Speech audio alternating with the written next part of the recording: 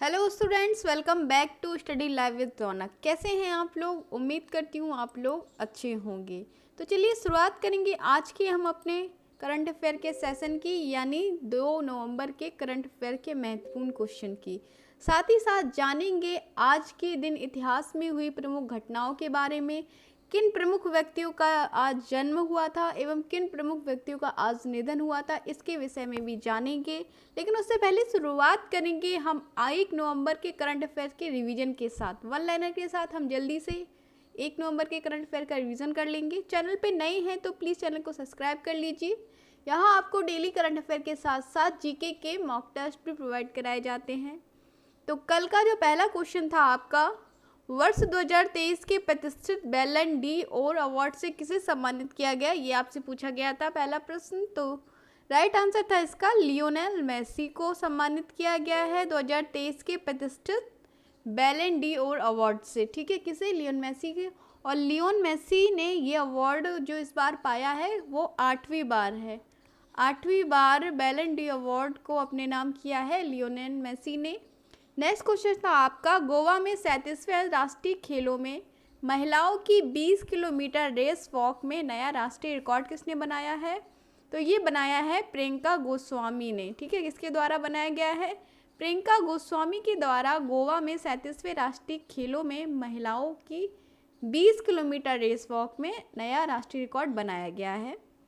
Next question था आपका, international cricket में 18,000 रन पूरे करने वाले 5वें भारतीय बल्लेबाज कौन बने हैं? तो ये बने हैं रोहित शर्मा। ठीक है, रोहित शर्मा 18,000 रन पूरे करने वाले 5वें भारतीय बल्लेबाज बन गए हैं।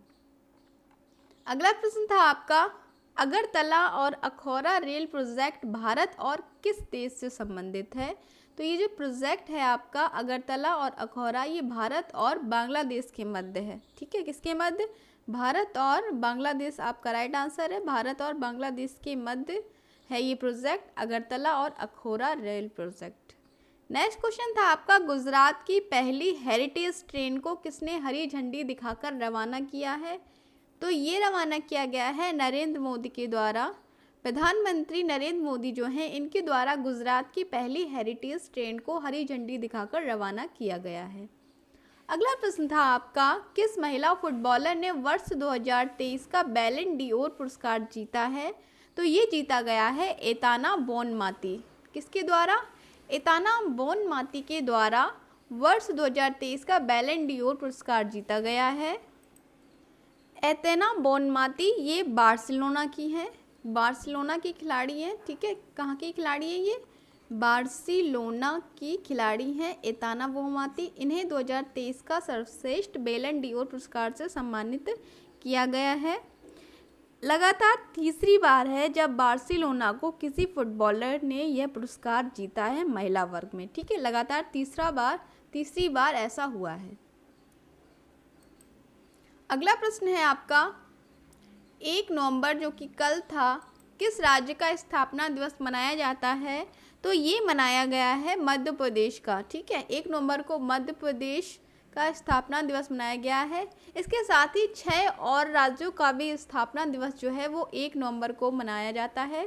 कौन कौन से हैं वो राज्य? आंध्र प्रदेश, छत्तीसगढ़, हरियाणा, कर्नाटक, केरल और पंजाब। ठीक है, ये 7 राज्य जो हैं इनका स्थापना दिवस 1 नवंबर को मनाया जाता है। चलिए अब बात करेंगे हम आज के अपने करंट अफेयर के महत्वपूर्ण सेशन की और महत्वपूर्ण क्वेश्चंस की, जो आने वाले एग्जाम में आपके लिए बहुत ही यूज़फुल साबित होंगे। तो वीडियो को पूरा देखिए, चैनल को सब्सक्राइब कर लीजिए। तो पहला प्रश्न है आपका, विश्व का पहला एआई सेफ्टी समिट किस देश में आयोजित किया जा रहा है? ये आपसे पूछा जा रहा है आज का पहला प्रश्न। ठीक है, तो विश्व का पहला एआई समिट जो है, आपके ऑप्शन है ब्रिटेन, फ्रांस, यूएसए या भारत। तो यहाँ आपका right answer option number A, विश्व का पहला एआई समिट जो है वो ब्रिटेन के द्वारा आयोजित किया जा रहा है। ठीक है, किसके द्वारा? ब्रिटेन के द्वारा आयोजित किया जा रहा है। महत्वपूर्ण बिंदु है, विश्व का पहला एआई सेफ्टी समिट यूरोपीय देश ब्रिटेन में शुरू हुआ है। इस सम्मेलन में भारत, अमेरिका, फ्रांस और सिंगापुर सहित कई देश भाग ले रहे हैं। ठीक है, इसमें भारत भी भाग ले रहा है, अमेरिका और फ्रांस, सिंगापुर सहित कई अन्य देश भी भाग ले रहे हैं। केंद्रीय मंत्री राजीव चंद्रशेखर दक्षिणी इंग्लैंड के बकिंघमशायर में 1 नवंबर से शुरू होने वाले 2 दिवसीय शिखर सम्मेलन में भारत का प्रतिनिधित्व कर रहे हैं। ठीक है, इंपॉर्टेंट है, ध्यान रखिएगा कि जो सेफ्टी समिट हो रहा है ब्रिटेन में, उसका प्रतिनिधित्व कौन कर रहे हैं? तो कर रहे हैं केंद्रीय मंत्री राजीव चंद्रशेखर। ठीक है, ये आपसे क्वेश्चन पूछा जा सकता है।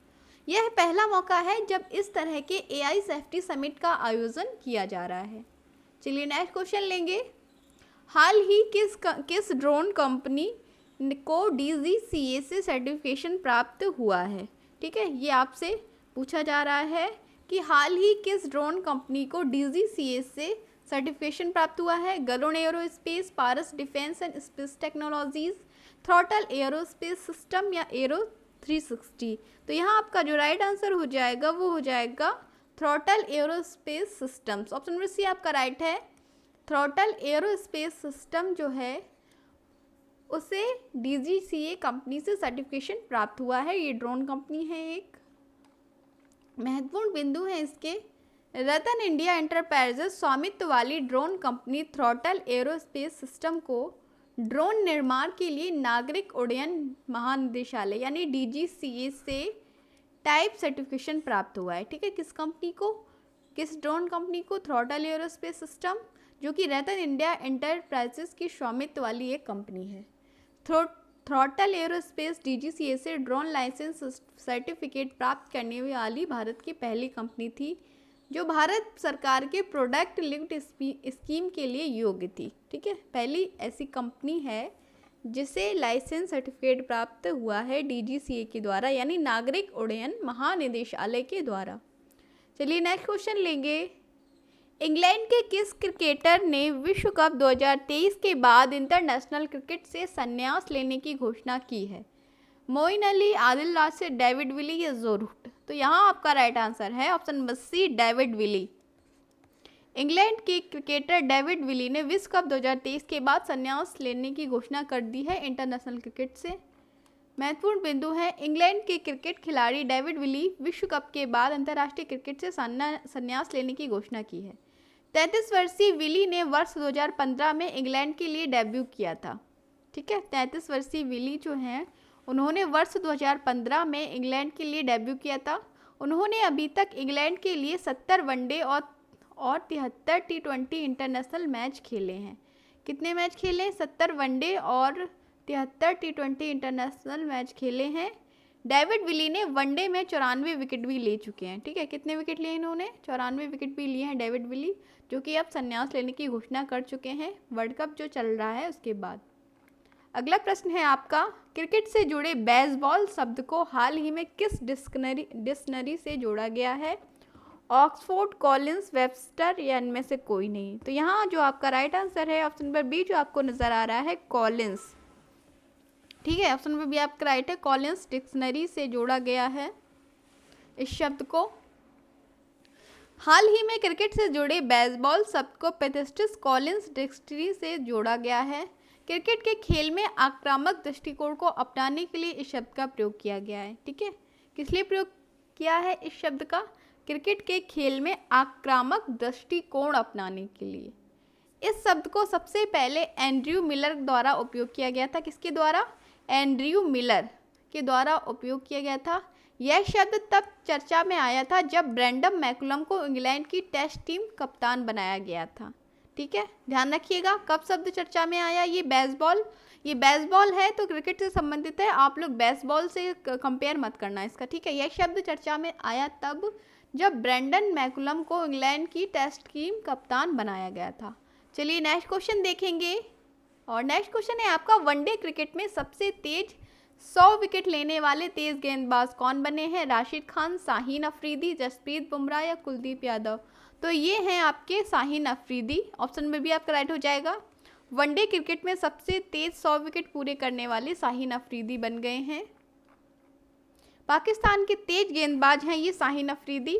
ये वनडे क्रिकेट में सबसे तेज गेंद की 100 विकेट लेने वाले बन गए हैं। उन्होंने विश्व कप में बांग्लादेश के खिलाफ खेले गए एक मैच में यह उपलब्धि हासिल की है।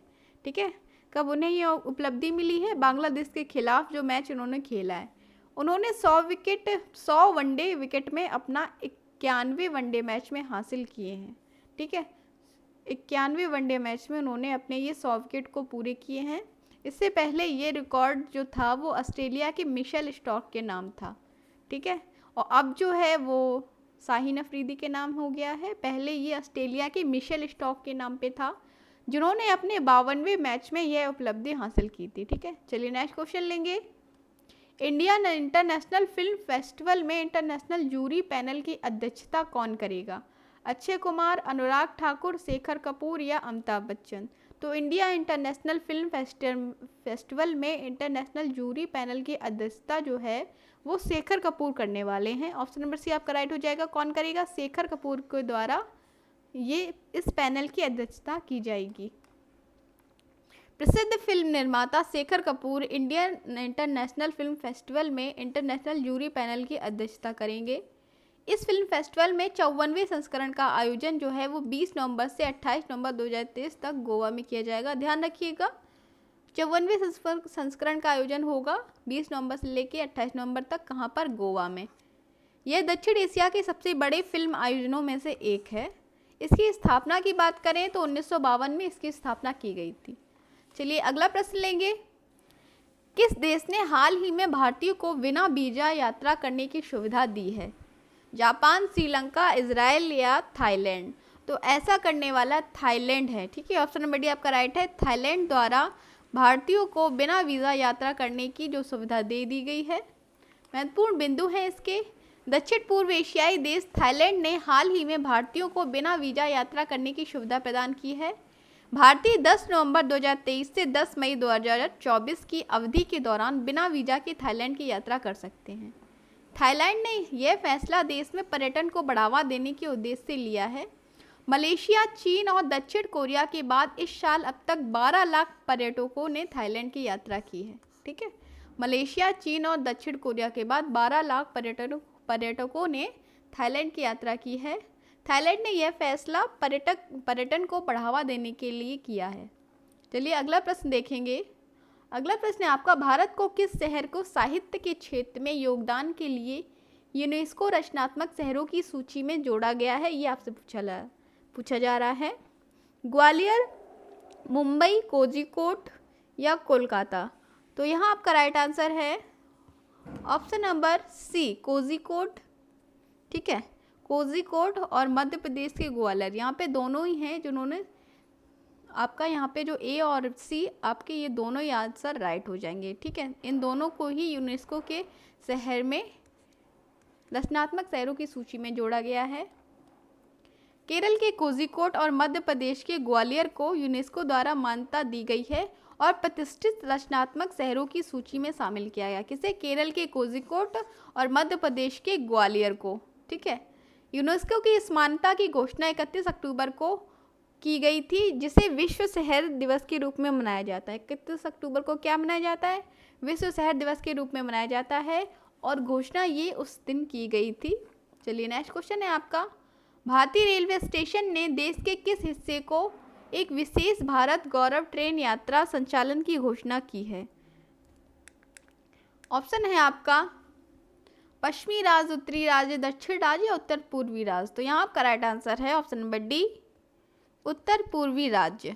ठीक है, भारतीय रेलवे 16 नवंबर 2023 को दिल्ली से शुरू होकर उत्तर पूर्वी राज्यों के लिए एक विशेष भारत गौरव ट्रेन यात्रा संचालित करेगा। ठीक है, भारत गौरव ट्रेन यात्रा संचालन करेगा कब से? 16 नवंबर 2023 को दिल्ली से शुरू होकर जो उत्तर पूर्वी राज्यों के लिए संचालन किया जाएगा। अगला प्रश्न है आपका, ऑल सोल्स डे कब मनाया जाता है?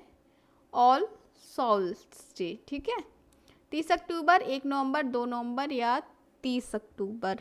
तो यहाँ आपका जो राइट आंसर है वो है ऑप्शन नंबर सी, 2 नवंबर को। ऑल सोल्स जो है वो 2 नवंबर को मनाया जाता है। मृत आत्माओं को याद करने के उद्देश्य से 2 नवंबर को ऑल सोल्स डे के रूप में मनाया जाता है। किस लिए मनाया जाता है? मृत आत्माओं को याद करने के उद्देश्य से। रोमन कैथोलिक धर्म के दौरान 2 नवंबर को उन सभी आत्माओं को याद किया जाता है जो ईमानदारी से दिवंगत हो गए और माना जाता है कि वे शुद्ध हैं क्योंकि वे अपनी आत्माओं पे कम पापों के आधार के साथ मर गए। इसीलिए ये ऑल सोल्स डे मनाया जाता है। नेक्स्ट, अब बात करेंगे हम 2 नवंबर में कुछ घटित हुई ऐतिहासिक घटनाओं के बारे में। ठीक है, 2 नवंबर को जो जो इतिहास में जो घटनाएं घटित हुई हैं उनके बारे में जानेंगे। तो शुरुआत करेंगे, आज के ही दिन एटलस नाम का जहाज़ जो है वो भारतीय मजदूरों को लेकर 1834 में मॉरिशस पहुंचा था, इसीलिए तब से भारतीय अप्रवासी दिवस भी मनाया जाता है। ठीक है, एटलस नाम का जहाज़ जो है वो भारतीय मजदूरों को 1834 में मॉरिशस लेकर पहुंचा था। नेक्स्ट पॉइंट है आपका, अकबर खान ने अफगानिस्तान में शाह शुजा के खिलाफ 1841 में विद्रोह किया, जिसमें उसे सफलता भी मिली। नेक्स्ट है आपका, फ्रैंकलिन पियर्स 1852 में, ठीक है, 2 नवंबर 1852 को अमेरिका के राष्ट्रपति भी बने हैं। बीबीसी ने 1936 में टेलीविज़न सेवा शुरू की थी, जो कि विश्व की पहली नियमित हाई डेफिनेशन सेवा थी। ये चैनल है बीबीसी, जो कि अब तक चल रहा है। इसकी शुरुआत 1936 में हुई थी। अगला पॉइंट है आपका, हरक्यूलिस नामक संसार का सबसे बड़ा और भारी हवाई जहाज, जिसके पंखों की लंबाई 390 फीट 11 इंच थी, 1947 में एकमात्र उड़ान भरी। ठीक है, जिसके पंखों की लंबाई 390 फीट 11 इंच थी, 1947 में उड़ान भरी थी 2 नवंबर को ही हरक्यूलिस नामक संसार का सबसे बड़ा और भारी जहाज। नेक्स्ट पॉइंट है आपका, मिस्र में ब्रिटेन के खिलाफ हुए प्रदर्शनों पर काबू पाने के लिए 1951 में करीब 6000 ब्रिटिश सैनिक पहुंचे थे। ठीक है, नेक्स्ट पॉइंट है आपका, अमेरिका में 1962 के बाद पहली बार एक महिला वेल्मा बारफील्ड को 1984 को फांसी दी गई थी। 2 नवंबर 1984 को पहली बार अमेरिका में एक महिला वेल्मा को फांसी दी गई। नेक्स्ट पॉइंट है, अंतर्राष्ट्रीय अंतरिक्ष स्टेशन पे खराब सोलर पंखों को ठीक करने के बाद डिस्कवरी के यात्री 2007 में धरती पे सुरक्षित लौटे। अंतर्राष्ट्रीय अंतरिक्ष स्टेशन पे खराब सोलर पंखों को ठीक करने के बाद। नेक्स्ट है आपका, केंद्र सरकार ने सेवानिवृत्ति के बाद पेंशन फंड से धन निकालने की सुविधा 2008 में समाप्त कर दी। ठीक है, केंद्र सरकार के द्वारा सेवानिवृत्ति के बाद पेंशन फंड से धन निकालने की सुविधा जो है वो 2008 में समाप्त कर दी गई थी। अब जानेंगे 2 नवंबर को जन्मे प्रसिद्ध व्यक्तियों के विषय में कि किस किस का आज के दिन जन्म हुआ था। तो सिखों के चौथे गुरु जो हैं गुरु रामदास का जन्म 1534 ईस्वी में हुआ था। ठीक है, किसका जन्म? सिखों के चौथे गुरु रहे गुरु रामदास का जन्म 1534 ईस्वी में आज ही के दिन हुआ था। नेक्स्ट पॉइंट है आपका, समाज सुधारक होम्योपैथ को बढ़ावा देने के लिए महेंद्र लाल सरकार का जन्म भी 1833 ईस्वी में हुआ। ठीक है, अगला है आपका, हिंदी फिल्म संगीतकार जो है अनु मलिक, उनका जन्म भी 1960 में हुआ था आज ही के दिन। नेक्स्ट पॉइंट है आपका, हिंदी फिल्मी अभिनेता जो है शाहरुख खान, विशेष है ये, उनका जन्म भी 1965 को 2 नवंबर को ही हुआ है। अगला है आपका पॉइंट, भारत के प्रसिद्ध पहलवान तथा कुश्ती के खिलाड़ी योगेश्वर दत्त का जन्म भी 1982 ईस्वी में हुआ था 2 नवंबर को। अब जानेंगे हम फेमस पर्सन डेथ ऑन 2 नवंबर, अर्थात 2 नवंबर को हुए प्रसिद्ध व्यक्तियों के निधन। किसका निधन जो है वो आज के दिन हुआ था? तो मराठी रंगमंच में क्रांति लाने वाले प्रसिद्ध नाटककार जो हैं अण्णा साहेब किर्लोस्कर का निधन 1885 ईस्वी में हुआ। ठीक है, किसका निधन? मराठी रंगमंच में क्रांति लाने वाले प्रसिद्ध नाटककार अण्णा साहेब किर्लोस्कर का निधन 1885 ईस्वी में हुआ था। भारतीय अमेरिकी गणितज्ञ श्री राम शंकर अभ्यंकर का निधन 2012 में हुआ था। आज ही के दिन 2012 में भारतीय अमेरिकी गणितज्ञ जो है श्री राम शंकर अभ्यंकर, इनका निधन 2012 में हुआ था। ठीक है, तो यहाँ पे समाप्त होता है आपका आज का करंट अफेयर का सेशन। साथ ही इतिहास में घटी हुई घटनाएं और किनका जन्म और मृत्यु आज के दिन हुई थी। सेशन आपको पसंद आया हो तो प्लीज़ सब्सक्राइब कर लीजिए चैनल को और वीडियो को एक लाइक ज़रूर करिएगा। यहाँ आपको डेली करंट अफेयर के साथ साथ हम जीके के बेस्ट से बेस्ट मॉक टेस्ट भी आपको प्रोवाइड करने की कोशिश करते हैं, तो प्लीज़ चैनल को सब्सक्राइब ज़रूर कर लीजिए। तो फिर मिलते हैं एक नई वीडियो के साथ, तब तक के लिए नमस्कार, take care and good bye.